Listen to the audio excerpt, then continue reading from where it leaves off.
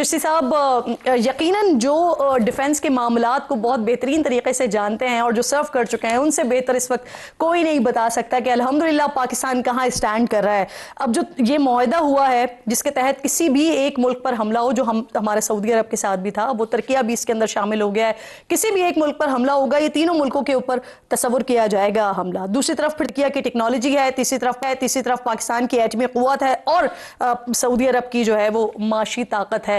ये जो नेक्सस है या ये जो अलाय है, ये कितना इंपॉर्टेंट है इस वक्त? और वो मैंने आगाज में एक नेट सिक्योरिटी प्रोवाइडर की बात की थी, उस पर भी रोशनी डालिएगा। बहुत शुक्रिया किरण नाज साहिबा, आपने इनवाइट किया। मेरे लिए और आप तमाम सब पाकिस्तानियों के लिए वाकई खुशाइन है कि 3 ऐसे मुल्क कन्वर्ज किए हैं जो एक नेचुरल कन्वर्जेंस है जिसकी आपने कहा। और आपने इंट्रोडक्शन में बड़ी सही बात कही कि ये अर्न करनी पड़ती है। इन्फ्लुएंस आपको ना पैसों से मिलती है, ना किराए पे मिलती है, ना उधार मिलती है। ये आपको साबित करना पड़ता है दुनिया को कि हम एक सॉवरेन मुल्क हैं। पिछले साल हमने साबित किया कि हम रीजनली स्टेबलाइजिंग फोर्स हैं। और अभी जून 2026 में हमने जो अमन मुआहदा कराने में कंट्रीब्यूट किया, सिग्निफिकेंटली हमने साबित किया कि हम एक ग्लोबल सतह पर भी एक अमन चाहने वाले और अमन के लिए कंट्रीब्यूट करने वाले की प्लेयर हैं। ये जो इन्फ्लुएंस है जाहिर है अब किसी को नीचा दिखाने के लिए नहीं है, अपनी रेलेवेंस हमने खुद अर्न की है। नंबर 1 तुर्की जिसका आपने जिक्र किया, मेरी थोड़ी इमोशनल अटैचमेंट ये भी है कि मैंने वॉर कोर्स इस्तांबुल टर्की में ही किया है, टर्किश लैंग्वेज में किया है। और वहां पे दोस्त मुझे बड़ी प्राउड फील होता था। और आज की बात नहीं कर रहा मैं, 20 साल पुरानी बात करता हूँ, जब हमें वो मिलते थे तो 8-10 जो फॉरेनर्स हम होते थे, उनको देखकर वो सबको कहते थे दोस्त है, और मुझे कहते थे तुम भाई हो। इसलिए नहीं कि मेरी को कह रहे थे, पाकिस्तानी होने की वजह से वो पाकिस्तानियों को भाई समझते हैं, दोस्त नहीं समझते। तो ये उस वक्त की इमोशनल कनेक्शन में आपको ये बता रहा हूँ। तो आज आने वाले वक्तों में हमने देखा कि तुर्की obviously one of the most leading, Pakistan के साथ साथ दूसरा एक मुल्क है जो मुस्लिम ममालिक में most modern military hardware equipment और टेक्नोलॉजी रखता है। और फिर नेटो मुल्क है। नेटो के साथ उसकी जाहिर एक और एम्पावरमेंट एक स्ट्रेटेजिक लोकेशन भी है। फिर उसने बहुत एडवांस किया, बहुत ज्यादा ड्रोन्स में, अनमैन्ड एरियल व्हीकल्स में ना सिर्फ खुद किया बल्कि पाकिस्तान की और पाक फिजाइया की बहुत मदद की। और आज पाक फिजाइया पूरी तरह अपने पांव पर खड़ी है उस टेक्नोलॉजी में। फिर का आपने देखा 5th जनरेशन कान जहाज वो बना रहा है। एक और मैं दिलचस्प बात आपके व्यूअर्स को बताता चलूं कि तुर्की ने पिछले 25 सालों में 2000 से लेकर 2025 तक अपनी जो मिलिट्री इंडस्ट्री है वो 1 बिलियन से तकरीबन 20 बिलियन तक ले गए। जो उनकी एक्सपोर्ट थी 2000 में वो सिर्फ $200 मिलियन की थी, आज $8.2 बिलियन है। आप कितना बड़ा जंप है। इस वक्त दुनिया के तकरीबन 10वां फर्स्ट 10 कंट्रीज में एक्सपोर्ट करने वालों में तुर्की शामिल है। और इधर आपने जिसको बिल्कुल सही कहा कि इधर एक बैटल टेस्टेड पाकिस्तान में एक मिलिट्री है, आर्मी नेवी एयरफोर्स, हमारे सेलर सोल्जर्स और एयरमैन जो हैं वो बैटल टेस्टेड कॉम्बैट प्रूवन है। हमने मैनिफेस्ट किया अपनी अना को भी, अपने रिजॉल्व को भी और अपनी कैपेबिलिटी को भी। तो ये सारा जब कन्वर्ज होता है और जहां वैक्यूम फाइनेंशियल आएगा, जहां एक चैलेंजेस आएंगे इकोनॉमी रिलेटेड, वो सऊदी अरब प्लग करेगा, one of most richest countries oil producing. अच्छा चिश्ती साहब, मेरा अगला सवाल वैसे आपसे यही था, क्योंकि मुआहदे की हमारे पास कंप्लीट डिटेल्स तो नहीं आई हैं, लेकिन ये सिर्फ डेफिनेटली ये सिर्फ जो इज्तिमाई तौर पर जो सिक्योरिटी को मजबूत करना है, दिफा के सिस्टम को मजबूत करना है, ये बात यहाँ तक तो नहीं रहेगी, इससे आगे बढ़ेगी। लेकिन आपने बड़ा तफसीली तौर पर इसे समझा दिया कि मजीद कहाँ कहाँ पर फिर ये तीनों ममालिक मिलकर जो है वो फायदा एक दूसरे के लिए पहुंचा सकते हैं, बन सकते हैं। अब मुझे ये फरमाइए कि जब ये हमारे सामने ये सारी डिटेल्स आ गई एंड फाइनली ये डील साइन हो गई, तो उसके बाद ईरान का बाज़ाब्ता तौर पर पहला रद्द-ए-अमल आया। कौमी सलामती और खारजा पॉलिसी कमेटी के जो रुकन है इब्राहिम रजाई, ये कह रहे हैं कि सऊदी अरब को जान लेना चाहिए कि तुर्किया और पाकिस्तान के साथ कागजी मुआहदे उनकी सलामती की जमानत नहीं बन सकते। इसको कैसे आप इंटरप्रेट करते हैं? जिस तरह का बयान है मैं उस तरह सीरियस नहीं लेता इसको, क्योंकि ये ईरान वो मुल्क है जो जाहिर है तकरीबन आपने देखा कि 160 दिन से ज्यादा हो गए जो विक्टिमाइज है, टारगेटिंग का फंड्स लॉन्च हुआ है। टारगेटिंग स्ट्रैटेजी उसकी हमारा इख्तलाफ हो सकता है किसी वजह से हो, लेकिन उन्हें अपने दिफा के लिए एक न्यू फाउंड रियलिज्म की तरफ वो गया है। तो अभी क्योंकि वो जिसको कहते हैं ना वो हर्ट है, वो एक दुखी है, एक रिवेंज का एलिमेंट है। खासतौर पर 135 लीडर शहीद किए गए एक साल के अंदर, उनके इंफ्रास्ट्रक्चर पर 20,000 टारगेट्स को तब निशाना बनाया गया, तकरीबन 3,500 लोग जान से गए। और सबसे बढ़कर आप ये देखिए कि उसने रेजिस्ट कर लिया फिर सारा कुछ, और इतनी पेन सर्वाइव कर ली। जब ऐसा होता है तो आपके अंदर एक कॉन्फिडेंस होता है। फिर उन लीडरशिप जिनका आप जिक्र कर रहे हैं, देखिए आयतुल्लाह खamenei की शहादत पर जो लाखों लोग इकट्ठे हुए, मुज्तबा खamenei साहब लीडर बन गए, वो इनहेरेंट भी बने हैं और उनकी लेजिटिमेसी सिर्फ यही है कि वो उन वालिद अजीम वालिद के बेटे हैं और दूसरा उनके खानदान ने बड़ी कुर्बानियां दी हैं और जाने दी हैं।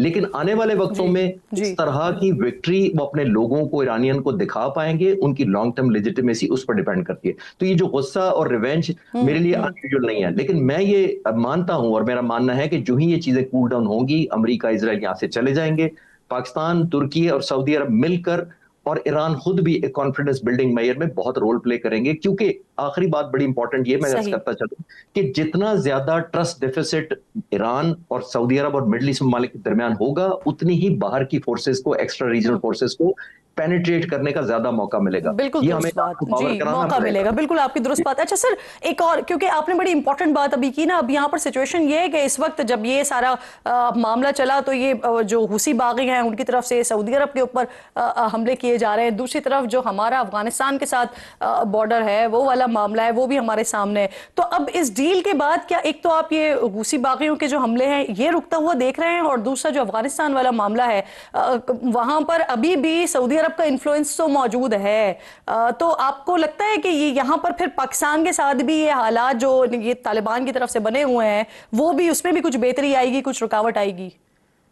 डेफिनेटली किरण साहिबा, जब हम कन्वर्ज करते हैं तो अपनी अपनी लाइबिलिटीज और एसेट्स के साथ कन्वर्ज करते हैं, अपने अपने चैलेंजेस, शॉर्टकमिंग्स और एप्रीहेंशंस और मायूसियों और उम्मीदों सबके साथ कन्वर्ज करते हैं।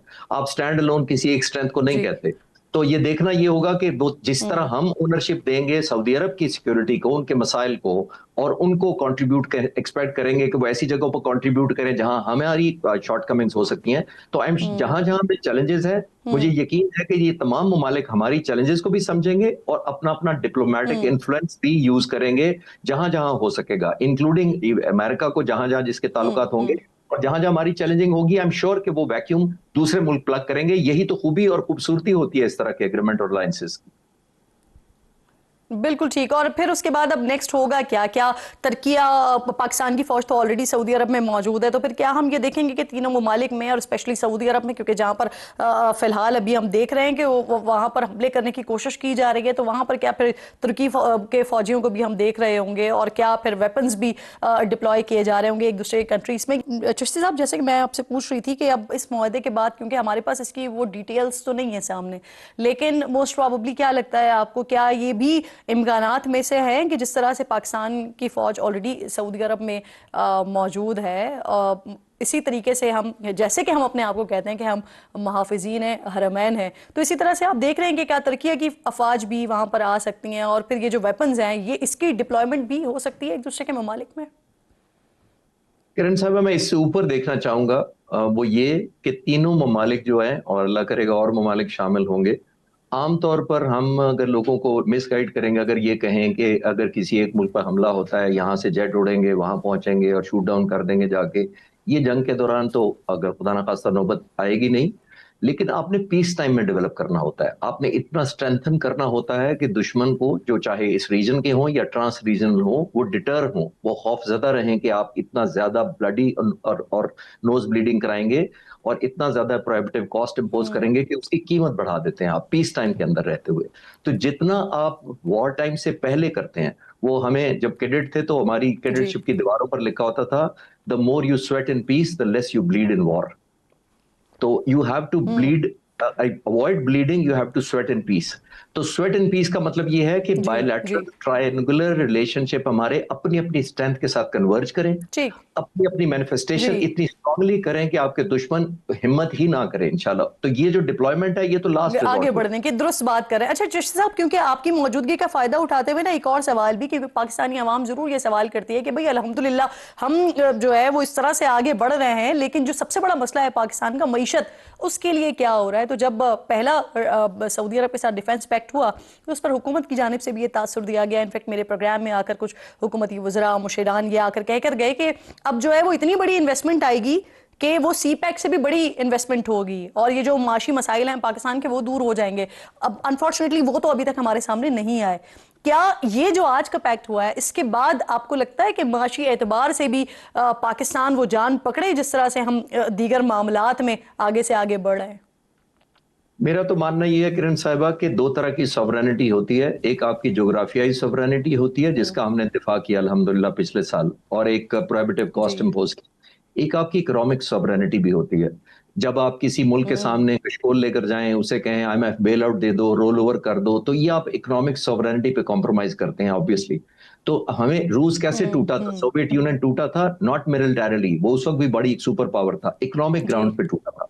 तो मैं ये कह रहा हूं कि हमें उन चैलेंजेस को जरूर एड्रेस करना पड़ेगा, क्योंकि जोग्राफियाई सॉवरेनिटी आप उसी वक्त डिफेंड करते हैं जब आप इंडिपेंडेंट होते हैं और किसी के मरूने मिन्नत नहीं होते। तो आने वाले वक्तों में मुझे लगता है कि जो गैप है, जो हमारे चैलेंजेस हैं, ओवरकम हो जाएंगे। अच्छा चिश्ती साहब, आखिर में मुझे अगर शॉर्टली ये बता दीजिए, क्योंकि दो तरह के ओपिनियंस हैं इस वक्त। एक तरफ ये कहा जा रहा है कि क्योंकि ये एक नेटो तर्ज का इस्लामी इत्तेहाद बन रहा है, पाकिस्तान है, सऊदी अरब है, तुर्किया है, दीगर ममालिक भी इसमें आ सकते हैं, तो अमेरिका इससे खुश नहीं है।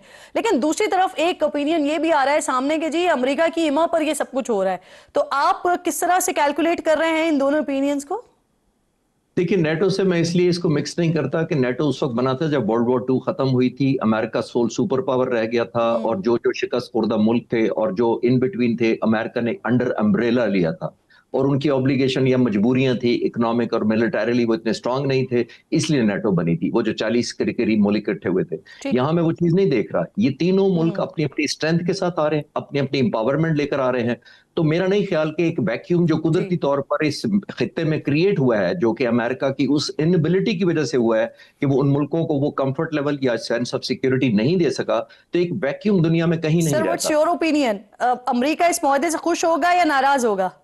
मेरा ख्याल है कि जितना हमारा तीनों मुल्कों का इस वक्त इन्फ्लुएंस प्रेसिडेंट ट्रंप पर पर्सनली भी है और ओवरऑल डिप्लोमेटिक लेवल पर भी है, हम बेहतरीन पोजीशन में हैं उनको कन्विंस करने में कि हमारा इकट्ठे रहना लॉजिकल है। एंड जैसे मैंने कहा, बहुत ज्यादा अब अहम जरूरत है। बिल्कुल ठीक। और ये डिफेंसिव है, ये ऑफेंस तो वैसे भी नहीं है। ठीक, बहुत बहुत शुक्रिया।